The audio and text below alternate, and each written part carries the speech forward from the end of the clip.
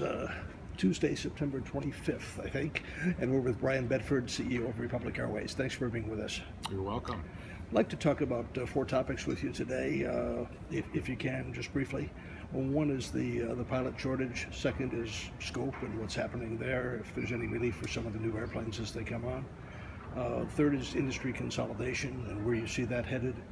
And fourth, what folks like you are doing to combat higher fuel prices in the near term. Okay. Can I answer those questions in any particular order? Whatever order you'd like, sir. Okay. Well, the fuel question is probably the easiest. If you'll go back into late 2007, even into mid 2008, when fuel prices were spiking up to $140 a barrel,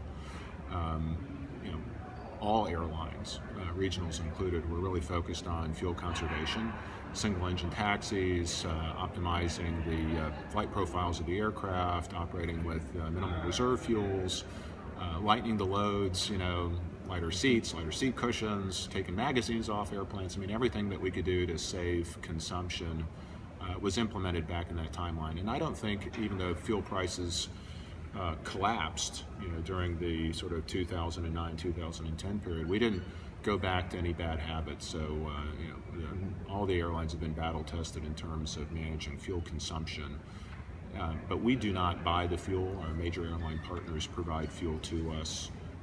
It's a pass-through cost, so we don't have to engage in fuel hedging or any of those types of strategies for managing sort of the price fluctuations in the market. But we do continue to focus on just flight profiling, flight optimization, and then fuel conservation. Any impact on your fleet planning? And of course, that also ties in with scope when we look at the E2 coming from Embraer. Right, absolutely. I think as fuel costs increase, it tends to disproportionately hurt smaller capacity planes because the natural fuel consumption per seat is higher.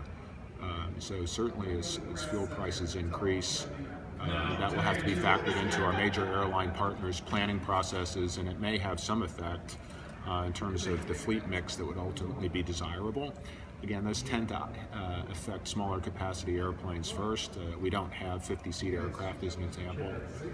So I think the effect to us will be more muted than it might be for others. But it's something that we do have to be cognizant of and sensitive to. As far as how that affects scope, again, as you saw from some of the slides we presented this morning at the RAA conference, over the last 10 years we've seen the number of departures in this country. Domestic departures have actually decreased about 12% over the last 10 years, even though total passengers carried are up about 13%. And so that's been accomplished by operating larger capacity planes. And I expect we'll see that trend continue into the next decade, that there will be a demand for larger, more efficient aircraft to replace smaller, less efficient aircraft, not necessarily on a one-for-one basis. Some of our partners have the ability to do that within the context of their current scope agreements. Others will need cooperation from their pilots in order to unlock those benefits. Our hope would be that the mainline pilots understand there's a synergistic relationship between what we do, enabling more of what they do in terms of unlocking access to more narrow-body and wide-body aircraft. Those planes require feed, and in order for those planes to be fed, it has to be cost-effective. And so, as much as there's the talking point that, well, we can operate those airplanes at the main line just as cost effectively as regionals can. The reality is that's not true, because our pilots tend to specialize in those products, and they tend to have lower seniority, and we tend to have lower overall costs than our network partners do for operating smaller capacity planes. So again, I'm not suggesting it'll be easy for scope relief to happen. It would certainly have to have something in it for the mainline pilots to provide that flexibility, and to the extent it creates value for our partners, one would hope that they'll find some common ground there. How about consolidation? We've seen consolidation at the major level. Do you expect that to happen at the regional level as well, or continue to happen? Well, we've seen consolidation in the regional space over the last 10 years because There are significantly fewer regionals. They're larger, perhaps than what they were a decade ago, but there's certainly fewer of us doing the work today. Now that consolidation can happen in one of two ways. It could be transactional or it could be organic, and we've seen both. We've seen transactional consolidation and we've seen a lot of organic consolidation as contracts have expired and those contracts have been assigned to other airlines. So I think we'll see both of those trends continue over the next few years.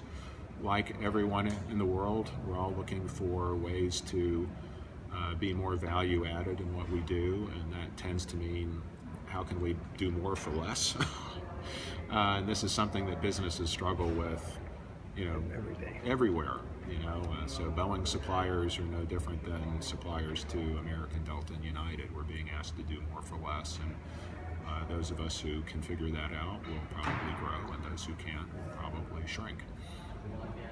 And finally, about the shortage both in pilots and mechanics, as we look to how the industry can solve that problem. I know that's been a major topic here of this event, but your thoughts on where we move forward. Yes. Well, it is certainly the lifeblood of the industry. We have to be able to fly and fix aircraft. And in order to do that, we have to have talented, skilled, professional employees.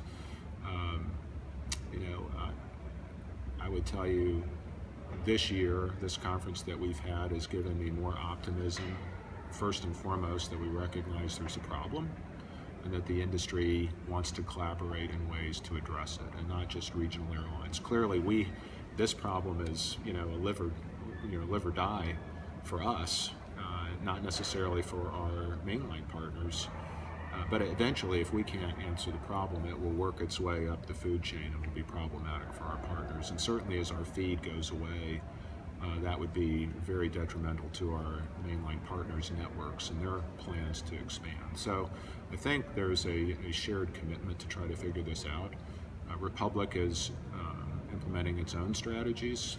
We're starting our own pilot training academy, so an ab initio approach to get young men and women interested in aviation as a career, both the technical flying as well as the maintenance technician side.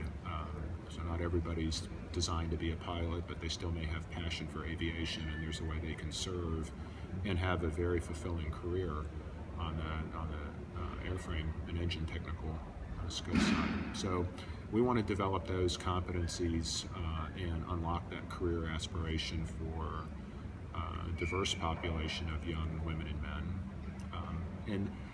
And while that will be impactful, by the end of next year we'll have over 300 people in our academy. That's great, but we believe over the next 5 years our demand will be closer to 1,000 pilots a year. So we're not going to be able to satisfy that on our own. We're going to need all of our existing sources for how we recruit pilots today. We're going to need to keep those and expand those relationships. So we're certainly doing everything we can to encourage all the existing training academies and academic facilities to expand their abilities to satisfy this market. Great. Thanks for being with us. We appreciate your time. Oh, thank you, Ernest.